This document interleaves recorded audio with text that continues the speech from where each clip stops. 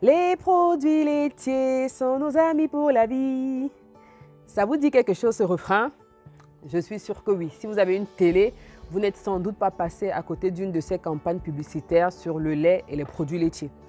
Depuis notre tendre enfance, on nous a habitués à prendre un bon petit déjeuner le matin avec du lait et en général, c'est du lait de vache. Le lait de vache, c'est celui qui est le plus connu, c'est celui qu'on voit à la télé, c'est celui qui est le plus représenté dans les rayons de supermarché, c'est celui qui est le moins cher et donc c'est celui qui est le plus consommé.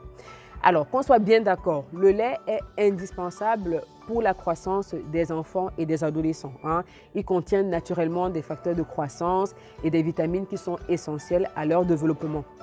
Par ailleurs, l'intérêt du lait pour les adultes est très débattu dans la communauté scientifique ces dernières années. Il y a beaucoup d'études qui ont été faites sur le sujet, certaines pointant même les dangers du lait pour notre santé dans certaines utilisations. C'est ce dont on va parler dans cette vidéo aujourd'hui. Je me suis attelée à faire de la revue de littérature sur le sujet et je vais partager avec vous en 4 points l'essentiel de ce que j'ai retenu, la synthèse que j'ai faite de toutes ces études. À tout de suite.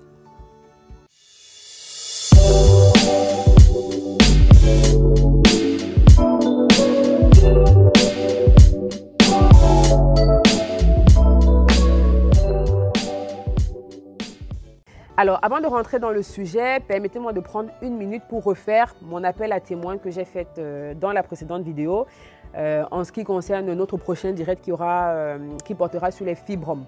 Donc, si tu es une femme, que tu souffres ou que tu as souffert de fibromes et que ça ne te dérange pas de venir partager avec nous ton témoignage lors d'un direct, eh bien, n'hésite pas à me contacter via mes réseaux sociaux que je vais te mettre là, Instagram ou Facebook. Même si tu n'es pas à l'aise avec la caméra, ne t'inquiète pas, on peut faire un direct où on écoute juste ta voix, c'est tout à fait possible. Donc, t'inquiète pas, contacte-moi et puis on discutera de ça. Alors, revenons donc sur notre lait. Premier point, il faut savoir que le lait, sur le principe, quand il est consommé dans des proportions raisonnables, il n'est pas dangereux. On parle ici du lait de vache, je précise. Donc le lait, il n'est pas dangereux. Quand on parle de proportions raisonnables, ce n'est pas plus de 2 verres de lait par jour. Là, il n'y a pas de souci. Alors, pour un adulte, on consomme le lait essentiellement pour son apport en calcium. Les facteurs de croissance, franchement, on n'en a plus besoin. On est déjà grand, on a déjà une masse corporelle qui est établie. Il faut juste l'entretenir avec des protéines, des choses qu'on retrouve classiquement dans notre alimentation. Donc, quand on consomme du lait, c'est surtout pour son apport en calcium, dont on connaît l'importance pour les os, notamment. Et chez les femmes en particulier, on va beaucoup insister sur l'apport calcique pour prévenir l'ostéoporose. Alors, le souci, c'est que l'industrie laitière nous a toujours fait croire que le lait, c'est le seul aliment qui apportait du calcium ou alors qui en apportait le plus. Et pourtant, c'est faux. Le lait, en fait, il n'est pas indispensable à notre alimentation parce que le calcium, on en trouve dans beaucoup d'autres aliments. Et il y a même des aliments qui en contiennent beaucoup plus qu'un verre de lait. Si vous prenez par exemple une boîte de sardines, vous savez les sardines classiques à l'huile là, une boîte de sardines contient plus de calcium qu'un verre de lait. Et oui. Vous prenez par exemple le saumon. Le saumon, c'est mon poisson préféré, j'adore, j'en mange régulièrement. Eh bien, dans une portion de saumon, une portion c'est à peu près 170 grammes, vous avez plus de calcium que dans un verre de lait. Vous avez aussi des eaux minérales qui sont très riches en calcium. Si vous prenez par exemple l'épar, ça normalement vous connaissez déjà puisque j'en avais parlé dans la vidéo sur la constipation. C'est une eau qu'on conseille quand vous avez le transit difficile. L'eau épar par exemple est très très riche en calcium. L'eau Courmayeur, Contrex aussi, ce sont des eaux qui sont très riches en calcium. Et vous avez par exemple des légumes feuilles là, par exemple les épinards, vous prenez une assiette d'épinards que vous mangez, vous avez beaucoup plus de calcium que dans un verre de lait. Donc en fait, le lait, il n'est pas indispensable à notre alimentation, on peut en trouver ailleurs, d'accord? Donc si vous consommez du lait spécialement pour son apport en calcium, eh bien sachez que vous pouvez en trouver ailleurs. Pour rester sur le lait, le calcium et les os, il faut savoir que si vous consommez beaucoup trop de lait en voulant trop bien renforcer vos os, eh bien vous allez faire l'effet inverse, c'est-à-dire que vous allez plutôt fragiliser vos os. Pourquoi? Parce que le lait, il contient des protéines qui sont acides. Donc, quand vous consommez trop de lait, vous allez acidifier votre sang. Et donc, pour réalcaliser un peu tout ça, pour rétablir le pH, l'organisme va aller chercher des minéraux qui sont alcalinisants pour remonter le pH. Et parmi ces minéraux-là, il y a le calcium. Et donc, le calcium, où est-ce que l'organisme va aller le chercher? Eh bien, où il y en a beaucoup, donc c'est dans les os. Donc, le calcium va aller, l'organisme va aller puiser une partie du calcium des os pour rétablir le pH du sang. Et donc, vous allez vous retrouver en train de déminéraliser plutôt vos os. Hein. Donc, vraiment, si vous aimez bien le lait, pas plus de 2 verres par jour, sinon vous allez plutôt faire l'effet inverse. D'accord? Deuxième point, il y a des situations où c'est clairement déconseillé de boire du lait, et deux en particulier. Premièrement, si vous avez des troubles digestifs, si vous êtes quelqu'un qui souffrait de problèmes de digestion, il y a des gens qui ont tout le temps mal au ventre, qui ont des crampes, qui ont le ventre qui gargouille tout le temps, qui sont ballonnés, qui font beaucoup de gaz. Un coup, ils sont constipés, un coup, ils ont en diarrhée. Ça, c'est ce qu'on appelle la colopathie fonctionnelle. Et quand vous avez une colopathie fonctionnelle, un des premiers aliments qu'on va vous demander d'arrêter, c'est le lait. Pourquoi? Parce que pour digérer le lait, il faut une enzyme qu'on appelle la lactase. La lactase, on est avec et les enfants en ont beaucoup, en ont suffisamment.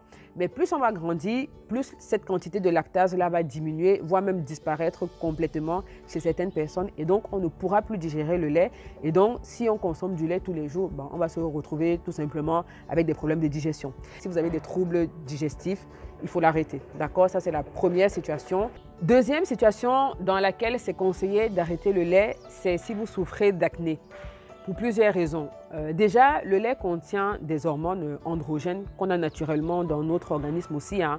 Notamment certaines hormones qui, lorsqu'elles vont être catabolisées, vont se transformer en DHT. DHT, c'est la dihydrotestostérone qu'on a tous et qui est tout simplement l'hormone de l'acné.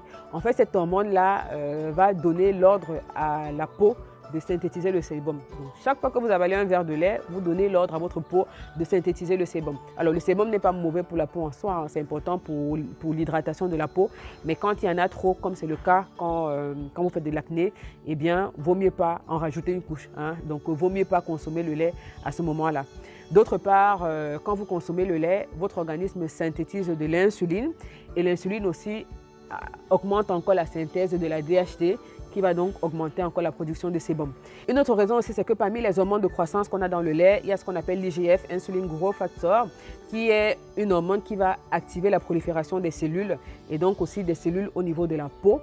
Et donc, plus il y aura de cellules mortes donc, au niveau de la peau, plus c'est susceptible de boucher les pores et donc d'augmenter l'acné. Donc, pour toutes ces raisons-là, si vous souffrez d'acné, évitez les produits laitiers. Troisième point, ça concerne vraiment les gros consommateurs de lait, ceux qui consomment plus de 2 verres de lait par jour. Eh bien, les études ont montré qu'une grosse consommation de lait est associée à un risque plus élevé de cancer hormonodépendant, de certains cancers hormonodépendants, comme le cancer de la prostate, et le cancer du sein. D'accord? Il y a plusieurs études qui l'ont démontré. Et par ailleurs, certaines études aussi ont montré que consommer beaucoup de lait est plutôt protecteur sur le cancer colorectal. Bon, on ne va pas choisir son cancer, donc vaut mieux ne pas trop en consommer, d'accord? Alors, quatrième et dernier point, ça c'est plus une proposition pour tous ceux qui ne peuvent pas prendre du lait de vache parce que par exemple, ils se sont retrouvés dans le point numéro 2, mais qui ne peuvent pas surseoir à leur bol de céréales le matin. Eh bien, vous pouvez tout simplement substituer votre lait de vache par une boisson végétale, ce qu'on appelle communément lait végétal. Hein. Ce n'est pas des laits, mais bon, on les appelle comme ça. Vous avez par exemple le lait de soja, le lait d'amande, le lait d'avoine, le lait de riz, de coco, etc. Il y en a plein, vous en trouvez au supermarché. C'est de très bons laits qui sont en général très bien tolérés puisqu'il n'y a pas de lactose à l'intérieur, il n'y a pas de gluten aussi. C'est des laits qui sont en général moins sucrés, il y a moins de graisse et les graisses qu'ils contiennent, ce sont de très bonnes graisses puisque ce sont des graisses végétales, donc qui sont pour le coup très bien pour notre système cardiovasculaire. Mais par contre, attention parce qu'il y a moins de calcium, donc si vous voulez donner ça à vos enfants, il faut vraiment vous assurer d'apporter beaucoup d'autres sources de calcium à côté, d'accord? Voilà, c'est tout pour cette vidéo. J'espère vous avoir appris quelque chose aujourd'hui. Si c'est le cas, n'hésitez pas à me le faire savoir à travers un like ou dans les commentaires. Et je vous donne rendez-vous la semaine prochaine, même jour, même heure, pour une nouvelle vidéo.